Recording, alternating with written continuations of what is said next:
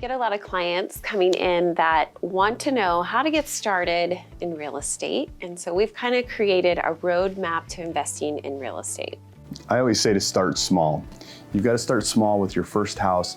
Don't get into it thinking I've got to have, X, Y, and Z all at once. You've got to take baby steps with real estate. Obviously it depends on your budget, but most of us start out with a low budget. So we want to get into our first starter house.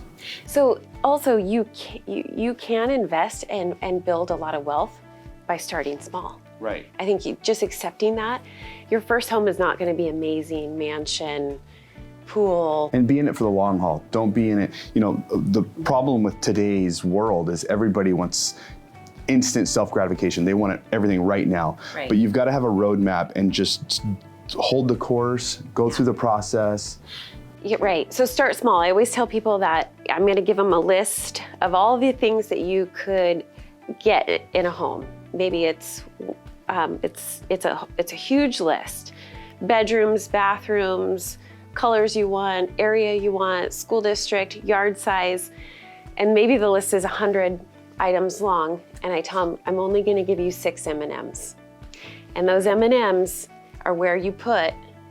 So when you have a limited budget, you're not going to get everything. You have to pick the most important things. Right, and don't get caught up with the cosmetics of the home because those are easily fixed.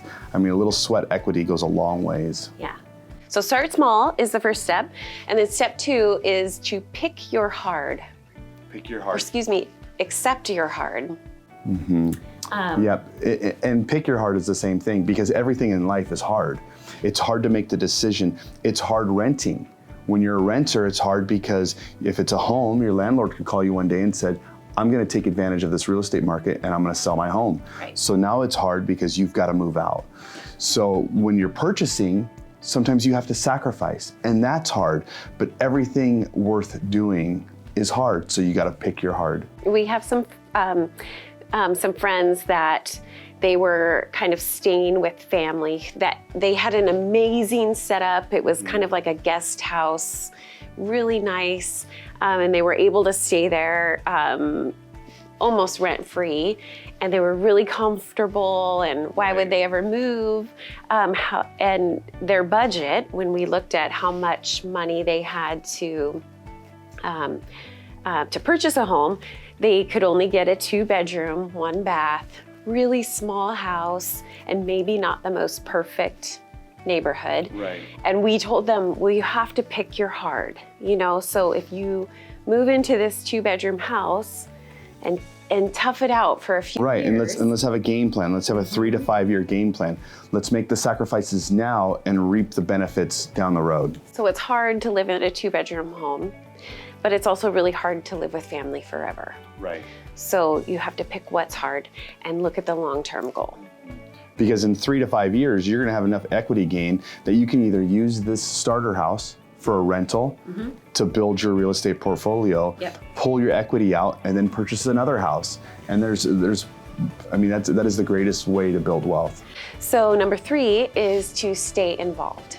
Now, whether it's your first little starter house or your 10th rental, you need to check in on that property, update Inspect it. what you expect. Yep. So if you expect the equity gains, you expect your product, your home, to be well kept, you have to inspect it. So always inspect what you expect. Right. And paint, roof, all the maintenance Gutters. type things.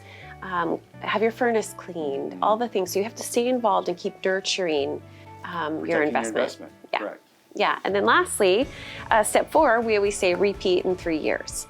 Right, do the same thing over again. So you have your little starter house, you pull the equity out of it, and maybe you rent out that first house, and then you put it into a second one. And you've got a good down payment, and now you've got 2 homes in your portfolio. And you've got a track record. So when you're applying for a loan, they're gonna look at your history. So now you have a great solid track record of as being a homeowner. Yeah. And it really does work. It's simple, 4 steps, super easy, but you have to plan it out long term. It's years, not days, years, not months. And I think that's what people don't realize is real estate's long-term investment. But if you're willing to put in those years, it'll pay off. Every time. Yeah. Thanks for listening, and we will see you next time.